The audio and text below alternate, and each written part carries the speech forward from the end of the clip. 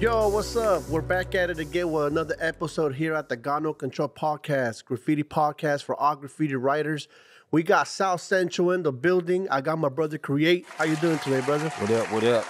I want to start by saying thank you for stopping by, taking the time, talk some graph. Thank you, man. Thank you. It's a pleasure and honor for me to be able to be here and share my testimony of different things, of ups and downs in the graph world, or just the knowledge and the history that I've been able to obtain through so many years. Definitely, brother. And let's get into it. How was it being a kid from South Central entering the world of graffiti? Well, I was born in the early 70s, but I'm a product of the 80s. So I would say late 70s. Yeah. In the late 70s, growing up in South Central, the Black and Chicano gangs was very artistic with how they would write on the walls back in those days. Okay. The gang writing from those days is, to me, is different from the gang writing on the wall today. Back then in the early 80s, or I was talking about the late 70s, early 80s, Yeah. to me, in my opinion, the writing was very creative, stylized, way before I saw colorful New York type style of graph. So we're talking more gang Yeah, it was writing. more gang. Yeah, Okay. like they would more like the Chicano gang had good old English writing, Okay. good structured block letters. The black gangs had interesting illustrations of drawing hands on the wall, drawing their neighborhood signs up with hands and fingers. And Okay. there was a few black gangs that knew how to do some good block hit ups, but black gangs had like some kind of special wicked letter and fonts, some, not all of them. You know, Okay. it just depends on the area. Most of the time, I would say Black Gang was known for doing like real nice cartoony hands on the wall. Can we say mainly Bloods and Crips, or will we say something else? Yeah, both Bloods and Crips, I would say. Yeah, Bloods and Crips, both of them actually. Then in the early '80s, the Hustlers, they was focused on making money, but you know, you had your little neighborhood components that wasn't the actual gang, but they would call themselves such and such street hustlers, such and such hustler gang or hustler clique. And then they would write on the wall too. And some of them was just a little creative. They was I saw some stuff where, as an example, without saying the neighborhood gang name, because they Yeah. are actual solid gang now. But back Okay. then, they was pretty influential to me, because when they would write on the bathroom walls at the park, Yeah. like one of them drew, even though this ain't the gang, but I gotta say it, like one of the, because it was the black gang, Okay. they drew a Playboy bunny on the wall, and he had a finger wave in his hair, like an old school black Dope. pimp, and he had a what you call those Lokes? he did have some lokes on. He had a little bow tie, and he had a brim hat on, Okay. a fedora hat, and he had a feather in his hat Always spray can. with all spray can. It was only done in one color. The wall was like a grayish brown beige, Yeah. and he just used a can of black spray paint. But the way he did it, even though I was a kid, to me that was like the most freshest thing in the. I was like, damn, that's hard. And every time my mom would take me to school, I would hurry up and grab a pencil and paper and try to hurry up and copy it as fast as I can, Yeah. so that I could learn how to do that. And then they would write their neighborhood set on the wall and put that on the wall. But the way they would do the numbers, But being a kid, were you able to actually read the graffiti and Oh, yeah. understand what it said? yeah, it was Okay. readable. And they did the numbers on the wall of their neighborhood, but it Okay. looked like somebody had punched the numbers, and it like the numbers had cracked open, and you could see not the real brick wall, but they drew the bricks where it was cracked at, and I was like, damn. I said, man, I went to school. Mind you, when I was in the 3rd grade, there was a dude from a big well-known gang in the 3rd grade with me, and he was like 9 years old. Oh, This really? little dude was smoking cigarettes behind the building. Oh, wow. Like, he came with his shirt button all the way to the top, like with a dress shirt. He would have his pants creased, and he came to school with dress shoes on. For some reason, this dude, to me, he was cool, right? And he was cool. His demeanor was serious. Like, that's why I ain't gonna give him all the credit like that. But Yeah. I think that's where I get like my young demeanor from when I was young, hanging around a bunch of real serious type dudes. Like, Okay. like he was one of them, and he the one who showed me how to draw a brick wall on paper, and then he showed me how to do block lettering and put 3D on them and how to shade them in. Dope. That was gang writing. But 1980, 83. 83. 83 is when I first started doing the New York type style on paper, the bubble letters. And what made you want to be interested in changing from the gang culture style writing to the New York style? Well, because of the colors. It was more colorful. Okay. The LA gang writing on the wall, it was cool. Yeah. It was fresh. I would see people do silvers with dark outline, whether it black, blue, red, green, with white highlights. But the New York had like baby blue, hot pink, Yeah. popsicle orange in there. And it was like, damn, like that's way different. They put sparkles all on their letters. They put cartoon characters hanging on to the letters or doing something. Like B-boy type style? Yeah, B-boy and actually regular cartoon stuff, like where somebody might draw the head of Woody Woodpecker for like the in between the letter O with his head popping out the letter O, and they would draw like some letters that look like they're catching on fire. Okay. And where was younger Cre8 at when he seen the very first graffiti from New York, the graffiti style in New York? Well, back then I wasn't even called Cre8 in the early 80s. I would say by 83 when I first started doing it on paper. I was just my regular name. Okay. You know, because I just was in love with the By regular art. name, you mean your birth name? Yeah, my birth name. Okay. Yeah. Okay. I would say I think I started seeing people write stuff on things. Okay.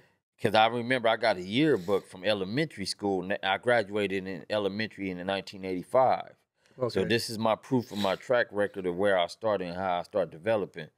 I think, if I'm not mistaken, by the time I got to the 4th or the 5th grade, I started knowing about nicknames. Because I think in certain movies, I saw people write different things. Okay. So I think my first two names that I was interested in writing was Theory, and my other name that I wrote for a small time was Dimension.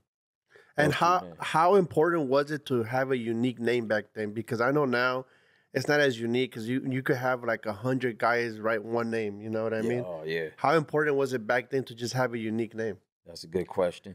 Well, that's very important because your name is your identity. Your name is who you are, like Clark Kent to Superman. Yeah. And it was cool because my earlier stages, like I said, Theory and Dimension, that was cool. And then when I got to the 7th grade when I was b-boying, because I was b-boying before that. I was breaking in elementary. But when I got to the 7th grade and I met my partner, his nickname is Skier, or they used to call him Trouble back then, because him and his other buddy, when they break together, they was double trouble. And we're talking like spinning on the ground and stuff and all that good stuff? Spinning on their backs, head spinning. Okay. Like, I was doing that in elementary like they were. But when I got to the 7th grade and met him, I'll never forget it. He took me to a whole different level because he introduced me to some people that wasn't no rookies. They was like official. So when I met them, these dudes was DJs. They was B-boys. They was writers. They had good piece books. I didn't even know what a piece book was. I thought it was a school book. I remember when one of the dudes, it was all black, and it looked like a rough leather type pattern, like the cover? Yeah, the cover. It was crazy, right? So I'm looking like, man, what is that? And the dude handed me the book. I thought he wanted me to hold the school book. He gave me this book. I'm like, what is this? He said, it's my art. He said, open. I thought maybe it's going to be one page. Like, oh, it's my art inside of the school book cover. Yeah. I opened it up. I'm like, damn, what the heck is Nothing this? but white pages and stuff in there, huh? Man, this dude book, man, was like full pages, character, letter, background. Like, damn. Like, what kind of markers did he? I'm coming out of elementary school as a kid. Yeah. He using designer, like the OG original designer art markers and Prismas, the original Prismas. Okay. I didn't even know what that was. Like, everything blended so smooth. I thought it was like, I don't know what I thought it was. And what year would you say this is right here? That was 86. 86, okay. Yeah, that had to be 86, yeah. 86, 7th grade. Met that dude.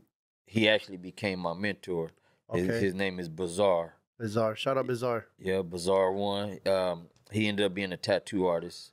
How important was a mentor for you? Like coming up a kid, trying to get into the world of graffiti and, build yourself. How important was a mentor for you? Well, mentors was rare to come by. It wasn't like a school program where they say, hey, I'm your mentor for the day. Who wants to learn today? I got you. Yeah, it was more like somebody really had to want to take you under their wing, and you couldn't waste their time. That's how he was with me. He didn't ask me like, "Hey, you want me to mentor you?" I was on a serious quest to want to be great like him. Okay. But he had a great mentor, and his nickname for his mentor name was Seeme, Seeme, Seeme. And Seeme taught Bazaar, so Bazaar taught me. So my family tree of style come from great writers that wasn't no joke. Everybody who I came from up under, they were style masters, in my perspective, as far as in LA. For anybody that might be tapping in or watching this that doesn't understand what a style master is, can you describe a little bit and let them know what a style master is? Well, a style master is somebody who's first let's rewind. When we say style master, we talking about the art form of what we call writing. This is what this is called. The whole culture is writing. Yeah. Because it's what is based upon the alphabet from A through Z. How do we take a letter, manipulate it, and transform it into many metamorphoses of style?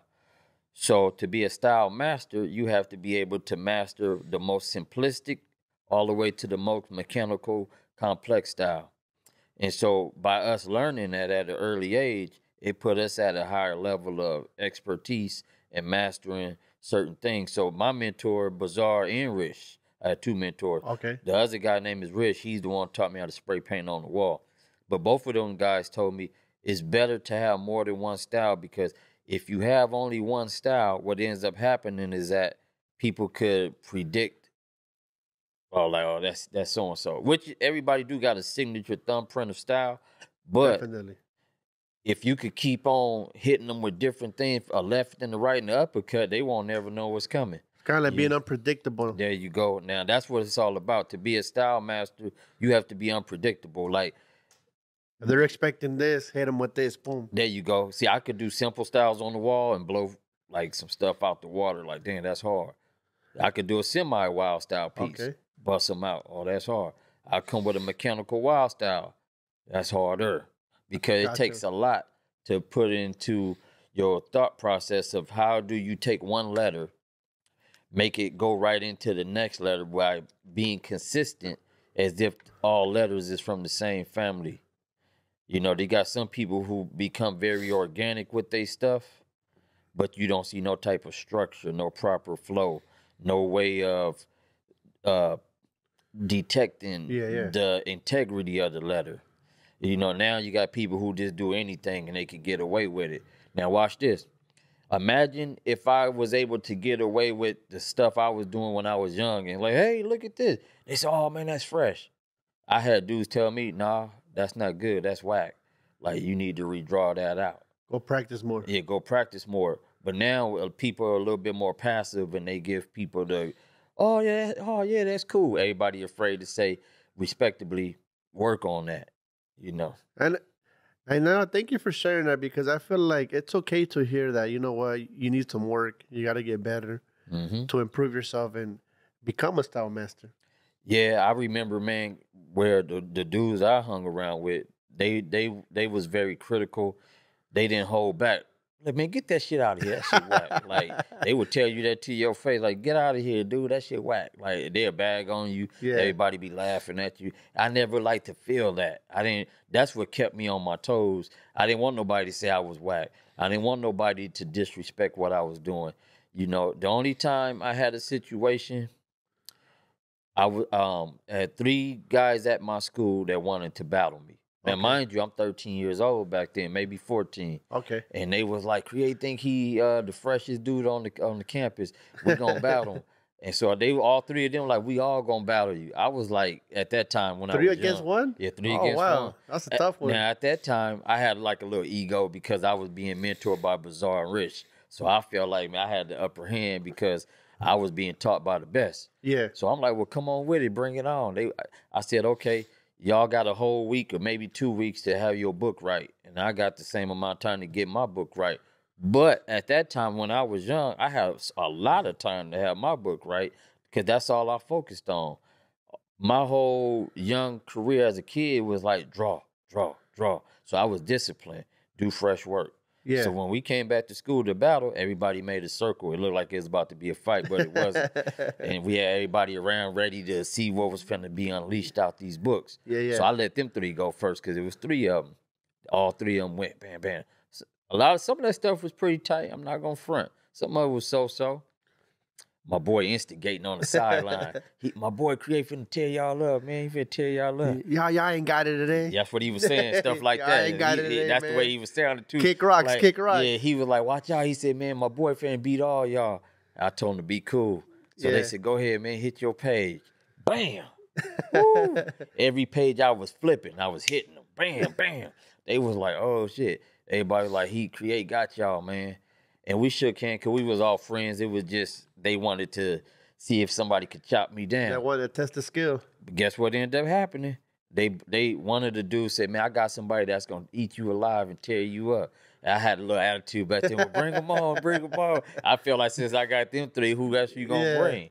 They bought this dude. He was older than us. He had to be out of high school. Okay. Mind you, I'm in the 7th or 8th grade at that point. So this guy was like 18, 19. He had to be about 19. They bring him up to the school, and he's a little bit taller than you. Yeah.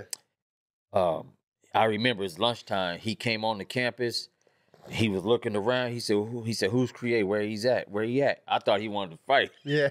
So I didn't say nothing right away because I'm like, damn, why he say it like Who that? is this big ass dude over here? At that time, I was real little. I was like, man, who is this dude? Yeah. And he looking around. So I had the courage and I said something. I said, that's me. He looked at me up and down. He didn't say nothing. He handed me his book. And it was a little bitty piece book. Yeah. So I'm thinking, man, who is this dude? So I handed him my book. I turned to the first page. I was like, whoa. This guy was something else. To this day, he's still a cold piece of work, man. But watch what he told me. He flipped through my book. Yeah. I felt embarrassed, like, damn, my stuff don't match his. Yeah. This had to be 1987. Okay. He going through my book. He handed me my book back. I felt like, damn. And he told me, hey, man, he said, I like what you're doing. If the more you practice, the better you going to get. He said, don't stop. I felt like, all right. And then they was teasing me. Oh, he got you. I let me help y'all, man. You know, I'm glad that at least he gave me some. It wasn't like he beat me as an older dude and dissed me. He got me, but he know he got me. But I tell you one thing. As he flipped through my book, I know he like, damn, this little dude got potential. And can you share what this guy was writing at the time? His nickname is Lur, L-E-R. L-E-R, Lur. Yeah, L-E-R, man. He's one of those secret weapons coming out of South Central that not too many people knew about. He was that wizard of style, like literally. I'm not even making that up. Like, for those who knew who he was, if I just say his name and they was sitting here, I'd be like, hey, Lur. They'd be like, oh, man. You don't want to mess with that guy. They'd be like, that dude wasn't playing. Like, them letters was so vicious, they was like weapons. And I think that's dope that you guys had the battling to get your guys' self better, because I feel like now that's very lightly happening. You know, you don't really see guys battling at all. Most of the time, they want to take it to fist fighting or to the next level. Yeah.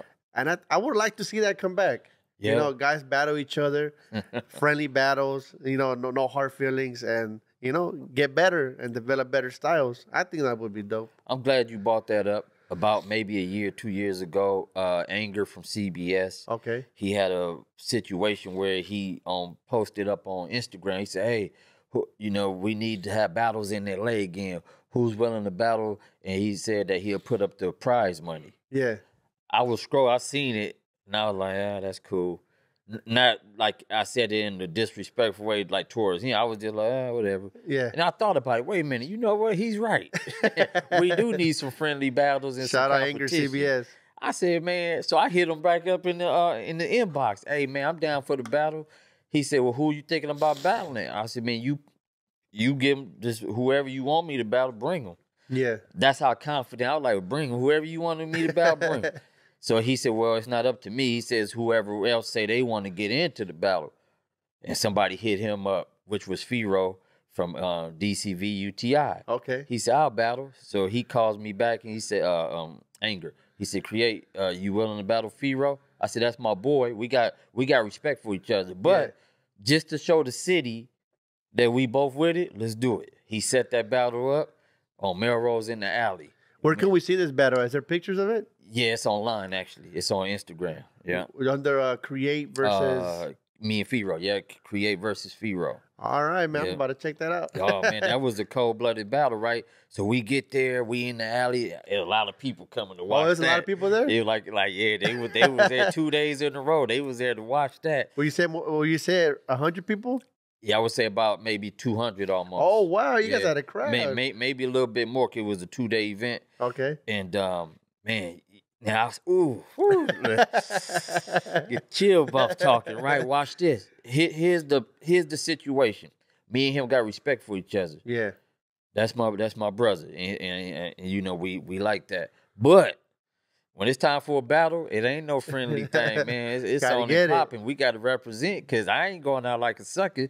My thing is to defeat and to win. You know what I'm saying? Because that's the mentality I came up under. I don't know where his was, but all I knew was it's time to devour. So I go to the wall with my layout. He actually got there a little bit before me, so he started sketching his before me just a little bit. Yeah. I got a chance to see what he's doing, but I already know his style. Yeah. In a respectable way, I say that. But my style is diverse. Remember, I said I got many styles, right? So when I went to the wall, I'm like, bam, bam, bam, I'm sketching my stuff out, and I'm busting. Like my color scheme is already ready and plotted out. You know, because to be a mastermind is something, you got to come into battle ready for war. Your mentality has to be so sharp and quick. You can't be going to the walls like, damn, what colors I'm going to use for the fill-in? What's going to be? I already knew everything. My outline, my feeling, I knew, like, but here's the crazy part. It started raining towards the certain part of the day, and it started pouring hard. So everybody had to pack up everything. Everybody was jumping in their cars leaving. But before I left, he did a character on the wall of an ancient old dude with a light, with a hoodie on. I was like, oh, shit.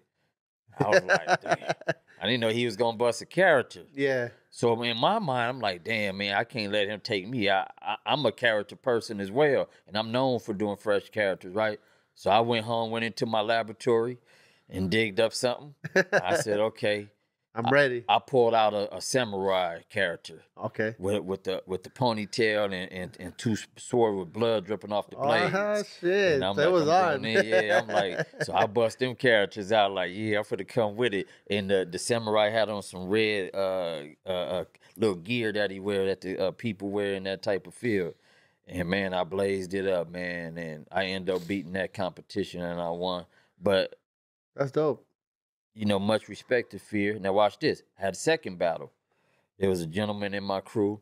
He had his differences with a few people that was in the crew, so he respectably removed himself from the crew. And I don't have no beef with him. He cool with me. Yeah. Me and him still talk to this day. I'll tell people, man, I'm not here to hold nobody and babysit nobody. If you feel like you need to go your way, as long as you don't ain't tripping, go your way. So watch this. So he went his way. And he told me, hey, Cre8, man, you still cool with me? Hey, man, it's all good. He said, but I want to battle somebody for the and I was like, at first when he said it, I'm like, he ain't talking to me, so I ain't tripping. But he kept pressing. I want to battle somebody for the crew. I still was ignoring that, like, you know, that's between whoever he mad at. Yeah. And he kept saying it. I was like, fuck it, man, let's do it. Let's me and you battle. You know, it's friendly. He said, okay. He said, I love to battle you. He said, it'd be an honor to battle you, man, because I value you as an artist. I respect him for that. Okay, well, let's represent. So he came to the battle. I came to the battle. Here we go again. I got my weapons ready, got my artillery ready, man. So I'm up at the wall. I had my spot. He had his spot selected. Go for it. Bam.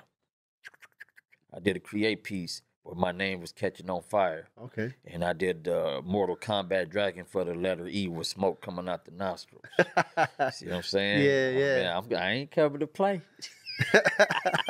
I'm coming to slay, Jack. Y'all want to ready, Cre8, stay ready. Yeah, you know what I'm saying? Y'all want to battle, he stay ready. I stay ready, man. And you know, that's the mentality of the people that I always came up with. Like, man, and you know, now I have lost some battles. Yeah. There was a gentleman, may he rest in peace. His name is Drax.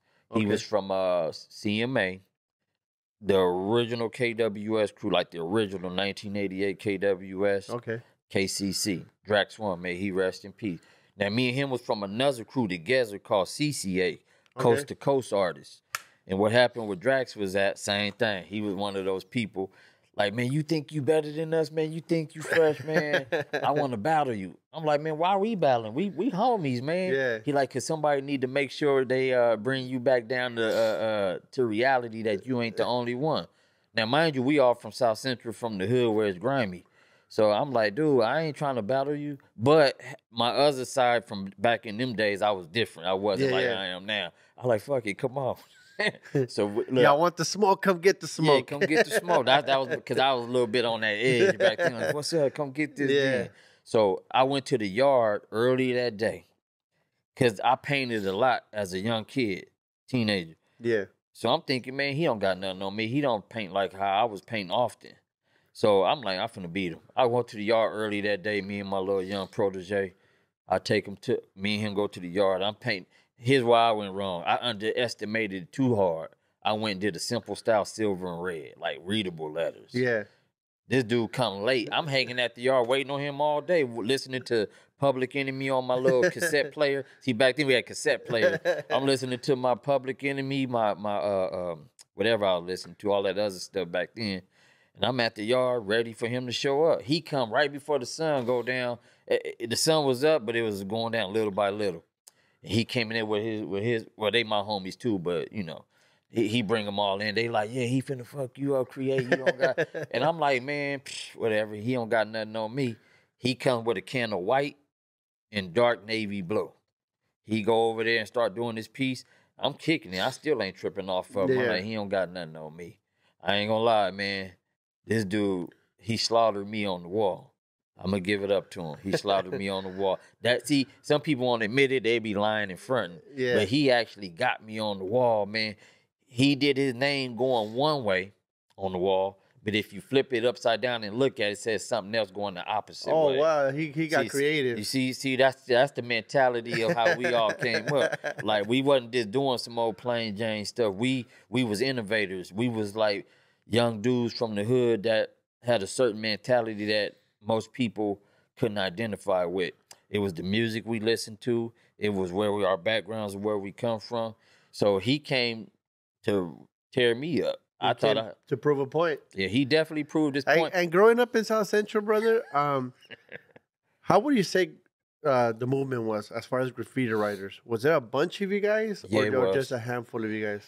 Well, back in the early 80s, now I will say it's not about a race thing, but originally in the early 80s, it was a gang of black graffiti artists, man. Fresh ones, though. Okay. There was some that was some toys, you know what I'm saying? All you said early 80s? Yeah, early 80s. Okay. Like, them dudes were like, see, if I say certain names, nobody wouldn't even know who they are, but they wasn't they wasn't to be played with. That's how fresh they was. Okay. These, like, dudes was ahead of their time. Like, they was, like, style masters as well.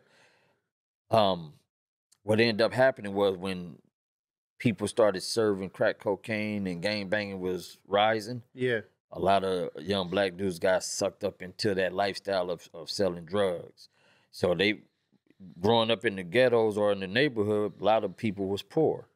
People got tired of living poor. Yeah. They wanted to wear nice, fancy clothes and threads. So a lot of people start selling and start driving Cadillacs at the age of 14, 15 to school. Okay. They was wearing leather and getting their hair done and looking different from the average normal kid that was regular. And so I say all that because that's where a lot of writers gravitated to. Black writers gravitated to. Okay. So it took away those who wanted to be successful. But the next wave of black graffiti artists, they didn't hit the wall. They became good airbrush artists. Okay. Start opening up their own shop. That's cool. I ain't gonna lie. I almost fell into the trap. Like, oh man, I'm an airbrush artist. You know, but it was the essence of who I came from up under that said, nah, you got to keep it raw. And you being closer to the black gangs than the Chicano gangs, how did the black gangs take it seeing youngsters like yourself coming up painting rather than being from the hood? Well, actually, the black and brown gangs actually both gave me that mutual respect because of the way I carried myself. Yeah. The black gangs, like as I got a little bit older, right? High school, yeah, I was painting in the one little hood. And because they saw me all the time, they, oh, that's the little homie right there. You know what I'm saying? Hit that shit up, little homie. Do your thing. You know, and long as I wasn't over there causing any friction amongst them, While they was doing their thing, they was hustling, but they was banging from their hood. They was always like, hey, homie, when you gonna do another one? And then as far as like the Brown Chicano gang, they see me. They like, hey, homie, you know what I'm saying? Hit us up. And I'm like, all right, you know what I'm saying? But unless one of them might have been high and be like, hey, man, I want all your paint. That's a different ball. So is it fair to say that the black gangs accepted graffiti in the hood? Yeah, both of them did actually. Okay. You know, but you had some people that was ignorant, man. They didn't care about none of that. You know, there's the bad apple in the bunch. Okay. They be like, I don't give a F what you are. I don't care about no graffiti art. Like, give me everything. Like, they'll take your stuff.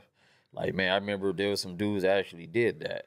They was black graffiti. I'm not graffiti art. There's black gang members. Okay. They saw us paint. I didn't see them. They must have circled the block. Okay. And they jumped out where we didn't see them. They came from another direction, came down. We painting. I was in I was 19 back then, maybe 20. My boy seen him. He said, hey, man, these dudes coming, watch out. So I'm thinking they didn't look like gangbangers. They look regular. They got on nice button-up shirts and, nice pants and jewelry on. I'm up here painting, and next thing you know, them dudes come over there, like, give us everything. We turn and look, and next thing you know, man, it's a bunch of chaotic ruckus going on. So, yeah, we live and learn. Sometimes it comes with the territory of the signs of the times of where we at, the mindset of the people, because the energy and the spiritual part of it is real.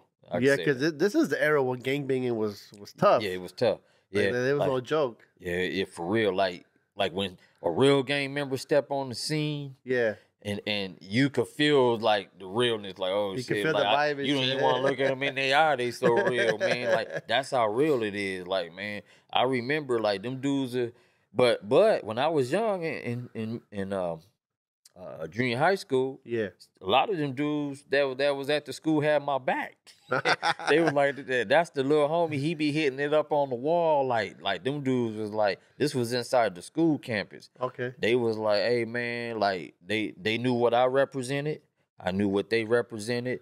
But we was all in the same classroom, so we all had that common respect. And they always was down with me like that. That's dope, brother. And how did you develop the name Cre8? Like, how did that come about? That's a good question. Well, 1986, roughly 87. At that time, I was a b-boy real heavy. I was breaking. I was doing graph because I learned as I was coming up, in order to be a person in hip hop, you had to be able to do more than one thing. So I was a b-boy. I'm an old school popper. I did graph. I wasn't an MC, but I knew how to write rhymes and recite them. Okay. I wasn't a DJ. Definitely I wasn't no DJ, but I was collecting records. My mom then wouldn't allow me to mess with the turntable in the house. They'd be like, you better not touch that damn record player. Ain't nobody trying to hear that right now. And my dad said, you better not F up my needle on that record player, right? So I was like, damn. So sometimes I was sneaking, make the records make the scratching noise. But anyway, how I came up with the noise Cre8. I mean, the noise, the name. This is all natural and raw, y'all. See, look. So, yeah, the name Cre8. I used to write, was my nickname in 7th grade, because I was breaking. That's why I was talking about breaking. Okay. I called myself Lil Chili E. Okay. Because my uncle used to call me Chili Willie, but I used the word chili in my first name, which is Eric, so I put Chili E. Okay. So when I break, that's what they call me, because I was like a little small, like the little penguin looking dude. Yeah. So I'm breaking and stuff. They call me Little Chili E. So this dude, he was in the 9th grade. Okay. His name was Eric. Eric? Yeah, that was his name. That was my name. All right. I don't know how me and him even start communicating. Oh, he was hanging with a well-known writer way before Chaka existed. Okay. Like, no disrespect. Chaka is up. Chaka was a king. Yeah. But way before he existed, before probably he was born, there was a guy from South LA named Mad One, M-A-D, with a question mark at the end of his name and quotation marks. Okay. Mad, man, he wasn't no joke. When I say all city, LA, he was up. He would do the whole bus windows with a big, huge, from the back to the front of the bus, one window, well, not one, a few windows had one letter M. The next one had the letter A. And was this like a big tag or he shaded it in? Oh, it was a big tag. Okay. Yeah. And I had to bring Mad up because Cre8, the big OG Cre8, hung with Mad. They was like Run DMC together. They would dress like Run DMC with Adidas jackets and Adidas pants. They would wear Lee pants, Lee jeans with fat laces. Sometimes, yeah, they was old school. They had Kango hats on with gazelles on. Mad had a real cool walk. When Mad walked, he had this like a cool limp when he would walk across the campus. Yeah. And I'd be like, damn, that dude is cool right there, man. Like, we wanted to hang with them, but we wasn't at their level.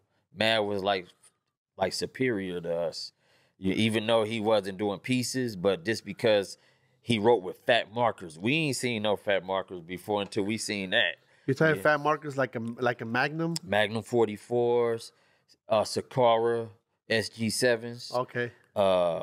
Homemade markers out of deodorant sticks where he would take the school board eraser, splice it down the middle, or stuff it with a sock and fill it up with Marsh T grade ink and flood it out, right? So when he write, it'll be like a 4-finger uni-wide marker. It actually, like the size of this, the size of this slap tag. Okay. So imagine going into the boys' bathroom and you see a big, huge tag the size of this right here, the width of it. Ooh. We like, damn, what the heck is that? Like, ooh. And Mad would go in the boys' bathroom, the girls' bathroom, entrance, and write. And rock the wall. Man, we would be like, that fool Mad is crazy. He in the girls' bathroom, right? He would write on the floor of the school hallways. Like, he was a trip. You get on inside the bus, his name would take up the whole ceiling from front to the back of the bus. Oh, so he was with the business, right? So here's the deal with Cre8. So we would see this name, Cre8, but we didn't know we thought it said Crest, because it looked like maybe the 8 could have been an S. Okay. So what the hell is that? Like, who's that dude? He hang with Mad.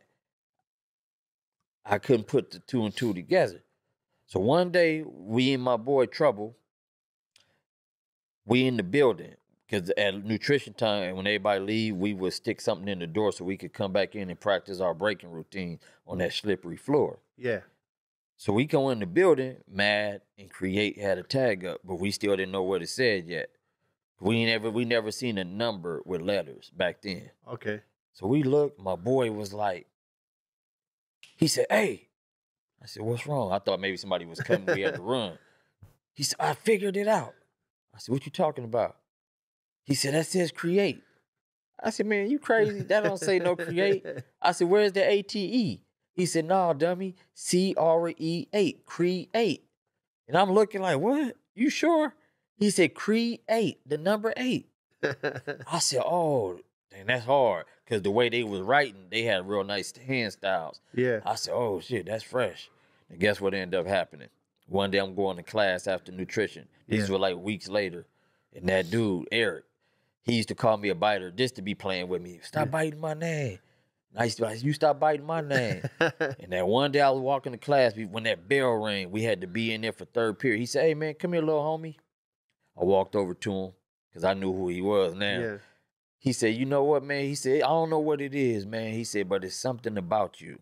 I said, what you mean? He said, I like your style. He said, from this day forth, man, would you like to be Lil Cre8 or Cre8 number 2 or Cre8 Jr.? I said, yeah, I'm down with that, man. I'll be Lil Cre8. He said, from this day forth, that's what I want you to write on the wall.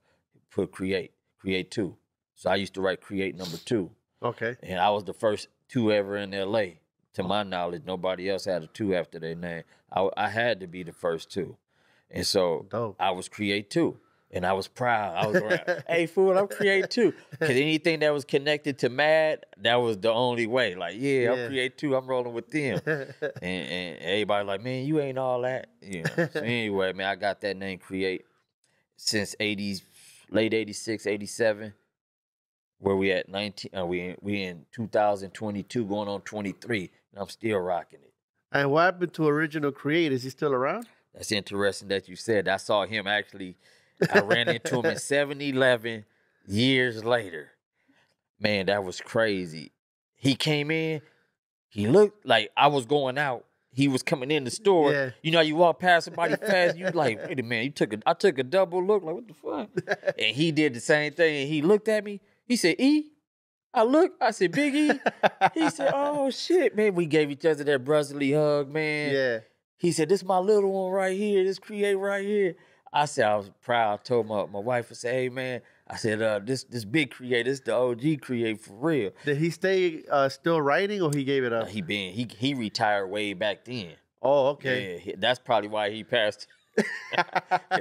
he knew he already had a retire. plan to let it go. He was one of those dudes that went into the hustling lifestyle. I would say, yeah, he was one of those dudes. Being a b-boy brother, would you say gangster rap affected graffiti in any way? Yeah, I think so. To a degree, like especially coming from South LA. I don't know what it was like on the outskirts, but for us, like listening to before it was even gangster rap though. Okay. Let me say this. It's a true story. It wasn't even called gangster rap at first. I remember I had a dude at my school. His nickname was Rush. Okay. They call him the Ghetto Child. The Ghetto Child. And Rush came to school with this cassette tape. It was one of those cassette tapes where it only had like 2 songs on it. He said, hey, man, listen to this. He said, my boy from over there in the neighborhood where I'm at, even though he didn't gangbang, but one of the dudes from the local neighborhood set over there did a rap to the Tom Tom Club, Genius of Love. Okay. You know what I'm saying? He was rapping over that beat, like way before gangster rap hit. Okay. So I was like, yeah. He said, but if you flip it on the other side, he said, Ice-T got a song called 6 in the Morning on there. I was like, oh, okay. Now, mind you, the only thing Ice-T did back then was the movie Breaking Reckless, Cold Wind Madness, Killers. What else he did? Colors? Was he in Colors? No, Colors wasn't even out yet. Oh, okay. He did Killer. There was a song called Killer that he did.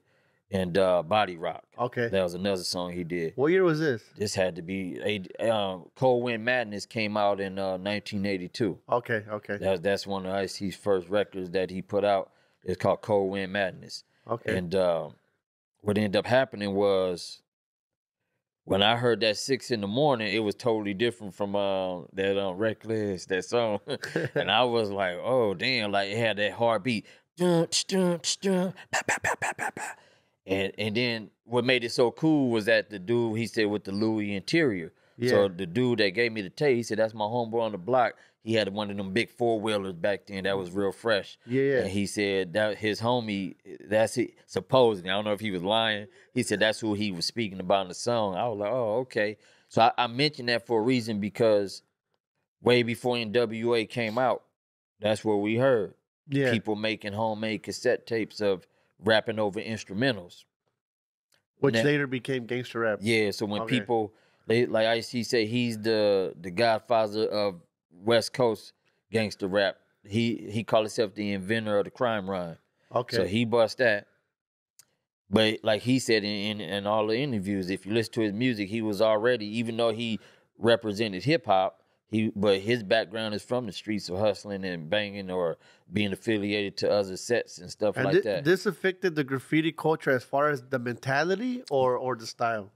The mentality. It gave us that edge, like, you know, could we be walking around with Walkmans on, listening to cassette tape, you know what I'm saying? And we getting on the bus, we mad dogging folks, because that music would make you feel that way, man. Yeah. And I got my volume all the way up to the max, and I'm getting on the bus, and I'm listening to some hardcore rhyming from whoever, and I'm feeling like, yeah, you know, I'm like, I'm finna tear this bus up, man. That music give you that energy.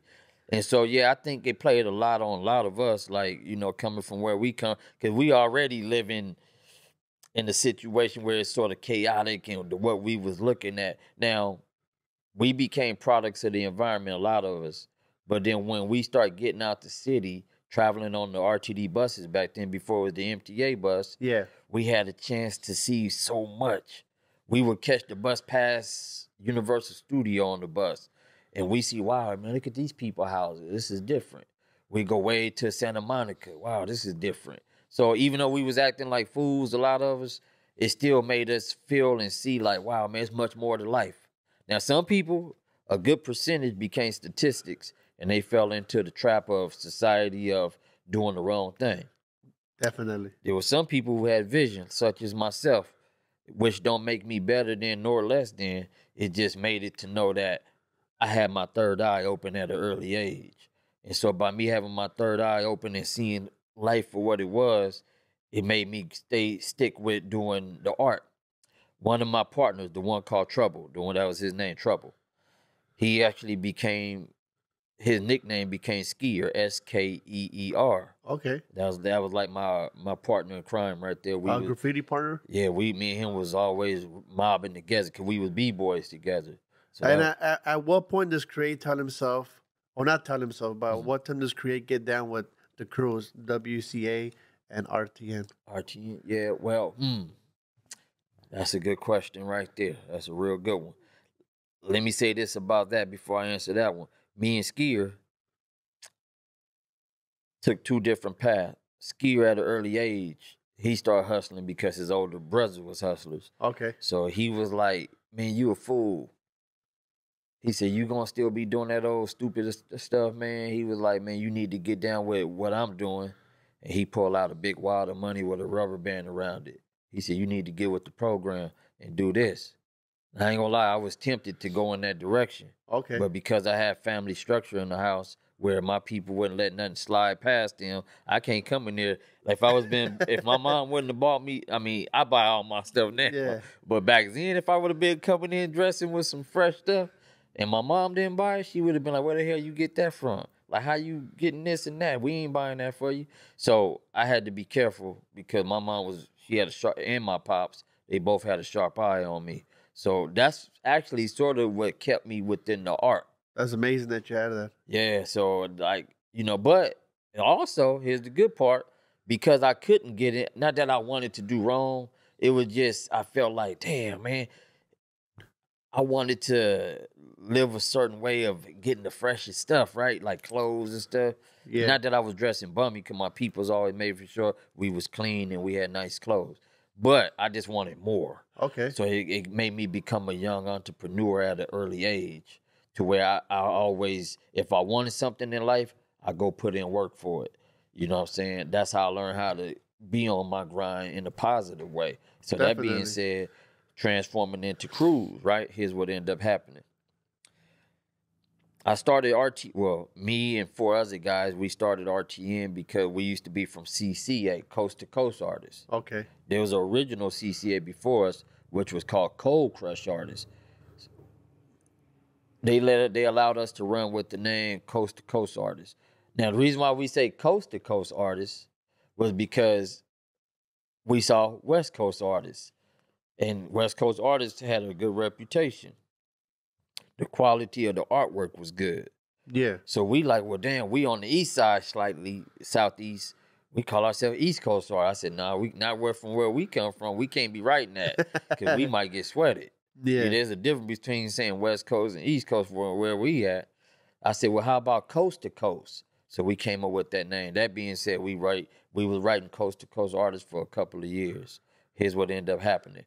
The Krew started letting so many people in because they could tag and steal and do all that. Yeah. That ain't how I came up in the graph world.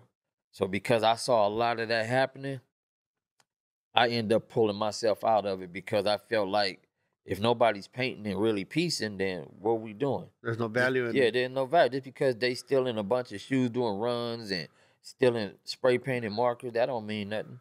Got to put in work. Got to put in the work. So I separated myself, and I told my other partners, the ones that was around me at that moment, I said, look, man, I'm about to go a different direction. What I'm going to do is focus on the art. Whoever want to be down, let's form a crew, and let's call it something else. And my other buddies at the time, they felt that. They were like, yeah, we in agreement with you. So we ended up making up, we was way on Sepulveda and Pico. That's one of the original West Coast artists' yard. They call it the West Coast Tracks. Okay. Pico and Sepulveda. So this is when we was 15 years old. Okay. Now, mind you, we come from the hood, so we travel a long distance just to go see some pieces on the wall.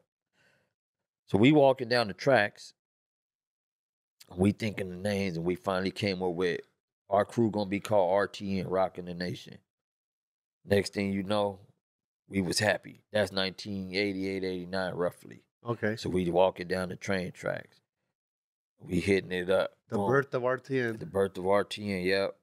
And this would be our 32 or 33 years. Shout man. out the whole RTN crew. Yeah, thank you, man. Thank you. So I'm the president only because I'm one of the last ones standing with the values.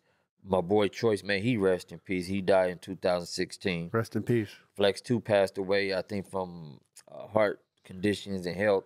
He passed away. He was into mixed martial art, wrestling, and working out. He passed away. The other homie, he started banging real tough from a major gang, from a Chicano gang, because he was a Latin dude. But he was so cool, man. That was my boy. I be wondering what happened to him, man. I hope he ain't in the system. Anyway, the other guy, he was an original member, but he dissolved his own self out the equation, man. But that's a different story. So things happen, man. It's a tough one. It's a tough one. Now, we putting in work, but guess what? West Coast is putting in massive work, doing great things. Yeah. I've always wanted to be part of something great. So here's what ended up happening. In process of trying to get into West Coast, PJ was the first physical person I met from West Coast. Him and Dello. So I stepped into this place called B-Boy Records. B-Boy Records was the record store off of Slauson in between Overhill and West Boulevard. Chino from Escala Restaurant is the one who operated the record store back in '88. That was the first store with graffiti art pieces on the building in South Central like that, to that level. Chino would have records from the East Coast in New York that was rare out here in LA. So moving forward, when PJ and Rev did the building, Rev was from KSN, PJ's from West Coast. That building was nice. Anyway, watch this. So I'm like, oh man, PJ from West Coast. I thought he was a white dude, I ain't gonna lie. So I'm like, PJ Black. Okay, cool. Let me go ask him, how can I get in West Coast? So I go to, actually he wasn't there. Dello was there that first day. I said, hey man, what's up? Can I get in West Coast? Just like that, like, hey, what's up, guys? Can I get into West Coast? Yeah, I said, what do it take? Man, what I gotta do? Yeah. Dello said, let me see your book. Oh, man, he rest in peace. He's no longer with us. So I showed Dello my book. Yeah. Now, mind you, from junior high school, everybody thought my book was fresh. Yeah. I hand Dello my piece book. Back then, it wasn't a bunch of stickers and tags in the book. It was actual pieces. Yeah. I showed Dello my book. I kid you not, man. I'm not even exaggerating. He flipped through my book within. I had a gang of pieces in it. He said, doop, doop, doop, doop, and handed it back. I'm like, man, how do I supposed to take that? Is that a diss? I'm like, oh shit. Like, I was young and I took that personal because I had that edge on me still. Like, what? And I looked at him and he tells me, you're not ready for us yet. I said, what? He said, you're not ready for us. And he was so like solid about it. Yeah. And he was just like, whatever, and kept doing his thing. And I'm looking like, damn, he said, I ain't ready. I said, well, what do I need to do to be ready? Yeah. He said, give yourself a whole year. We want to see you paint, and we want to see you put in work and do better in what you do. Okay. I was like, F him, man. That's what I'm thinking as I was walking. Hey, man, fuck this guy. I was like, man, he tripping, man. He got a little, one of them arrogant attitudes, right? If I went home, jumped on the bus, man, I was mad. I would have been pissed too, bro. Yeah, I was mad, man. Yeah, that's how I was thinking at the time, right? Then I come back the next day, I said, well, I might catch PJ from West Coast. So I go back, PJ was in. Oh, shit. PJ reminded me of Def Jeff. So PJ behind the counter, he chilling. His piece book was hard, man. Them characters and them color schemes and letters, I was like, fuck. So I go to him, hey, what's up, PJ? He's real mellow. What's up, man? Hey, man, I came here yesterday. You weren't here. I want to see about getting in the West Coast. What do I need to do? He said, I said, I talked to Dello, and Dello said, I'm not ready. And he said, well, forgive him, man. Sometimes he comes off like that. He said, forgive him for that. He didn't mean no harm. I said, well, that's the way I took it. Yeah. I said, so what's up? Like, can I get in? He said, it's not like that. You can't just get in. You got to put in work. Well, here's my book. He flipping through it, but he taking his time going through it. Yeah. I appreciate him for that. He looking at every piece, but he looked at it differently. Cre8. So why did you do this? Why you put the arrow here? Why the letter didn't connect right here? And I'm like, man, what? And I'm thinking, man, what's wrong with this dude? Like, man, like he tripping. Feel like I'm in school right now. Yeah, and he was like sort of like down talking me just a little bit. Yeah. I showed him pictures of my artwork on the wall. Why you do this? I'm like, dude, man, why? Like, I think I might have said it, man. Why you like? What's up, man? What's wrong?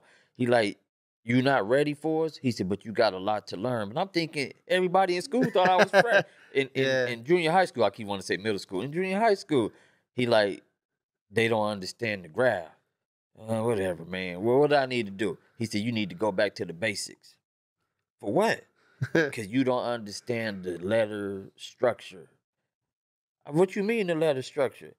He said, your structure is not formed properly. Man, whatever, man. I'm like, whatever, man. I was mad again. Went home mad on the bus. Like, F him too. I went home, man. I ain't gonna lie. I was pissed off, but somehow his voice stuck in my mind. Go back to the basics. But I feel like I was bringing myself down. Did you appreciate it a little bit more that he actually took the time to actually look at it, not like the other guy? Oh, man. Thank him for that. You know why? Why? Because if it wasn't for him telling me that, I wouldn't be who I am, like, sort of, like, to this day. Because if he told me that and he gave me good constructive criticism, no disrespect to Dello, man, he rest in peace. He just told me, you're not ready. PJ took the time and said how to get ready, which helped me in these days and time now of how I deal with people when they want to learn and become better. Yeah, definitely. You know, so now I take that same approach.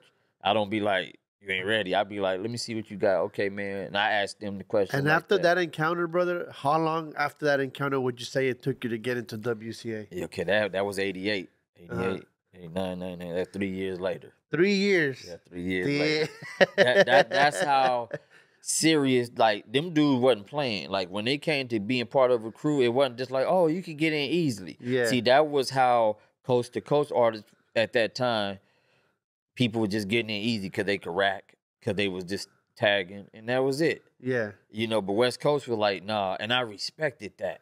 It wasn't that easy to get in the crew. They made you put in work. You had to build up your portfolio, so to speak, of your photos. So you guys meant business when it came to piecing and structuring. Oh, man, it was serious, man. Would you consider yourself the second generation WCA? Third, probably, because first generation is PJ&M, PJ Rival, Minor, Rack, and all of them. Yeah. Pyro is early generation. Okay. Pino. See, these are names people ain't heard of. Pino. Cesar. Cesar was one of the ones from the crew. He had nice hand styles, but people don't know who he is. You know, the only people they know is the ones that's in the spotlight. You know, they don't know. Cool Boy was another black writer from West Coast, but he could paint on the wall, but he was known for having top-notch piece books. Okay. Not with letters, but with these badass top-notch characters. His characters was like ahead of his time, man. It was authentic, original, and he knew how to take designer markers and do them in the book so smooth, it looked like he airbrushed it. Oh, that's dope. Markers. That's how he mastered the art of blending markers. So second generation, would you say, is the guys that we know today from WCA? Yeah, I would say, yeah, pretty much. That's like second the Risk generation. And Cartoon? Risky, yeah. Cartoon came second generation, yeah. Because Cartoon name wasn't Cartoon back then.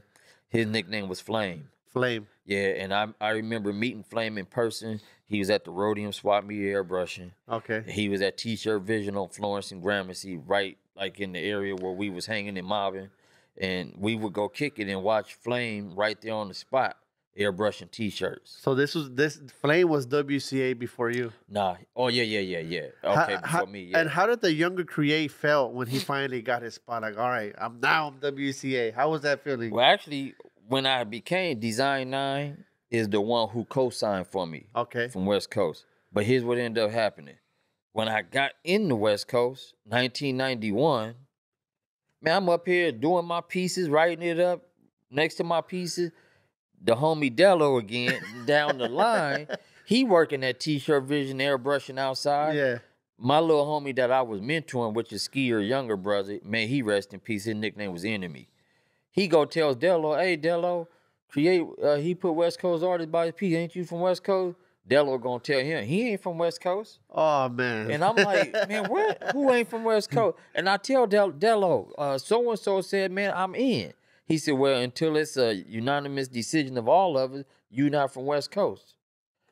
Man, that shit crushed me so crazy. I was like, whatever, man, fuck that shit. Just like that. I was like, man, I didn't tell him that to his face, but that's how my attitude was like, well, fuck it then. I'm going to push RTN hard. The same way if I was to push that, this is what I learned. Watch this. It ain't about pushing the Krew name. It's about structure. It's about building up what you got to do. And that's how I really became president real heavy of the Krew, because I took the Krew into another direction of becoming the best we could be from South Central LA. And that's how we built up our reputation. We was like the underdog when we would go to different graph shows back then, which was rare at the time. People would say, oh, you could paint. They'd give us a little bitty spot way in the corner, in the back, like we wasn't nobody. And I tell my boy Dimmer from the Krew. From RTN? Yeah, from RTN. Okay. Me and Dimmer, me and him was like buddies. I said, man, they putting us way in the back like we ain't nobody and giving us little bitty canvases to paint. We're about to show them what we about. Thank you. That's it. I said, man, we going to show these dudes, man. We ain't coming to play. I said, because what's going to happen is that they going to start making us do the big stuff, and that's what end up happening. Before we get up out of here, brother, I got one last question for you. Yep. The kid that's sitting down right now telling himself, I'm going to start painting graffiti. I'm going to go for it. What would you tell that kid? Keep on busting, man. Don't stop. I've been doing graphs since I was 9 years old on paper. I didn't spray paint on the wall to the age of 13. I just turned 49 yesterday. Happy birthday, brother. Thank you. So I've been doing graph or style writing for 40 years strong. And I will not be ashamed of it. There's people who become older and be like, oh, man, that's for kids. Nah, I'm a grown man and still busting. You know? You heard from South Central's finding himself, creating the building, RTN WCA. Again, brother, I want to thank you for stopping by and, talking some graph with us today. And make sure to like and subscribe. Tell a friend to tell a friend. And also make sure to check our Patreon. You receive monthly sticker packs from podcast members, not members, but podcast guests that come to the podcast. And you get to see each episode a couple days before it ends. Till next time, it's all love. I'm out. Peace.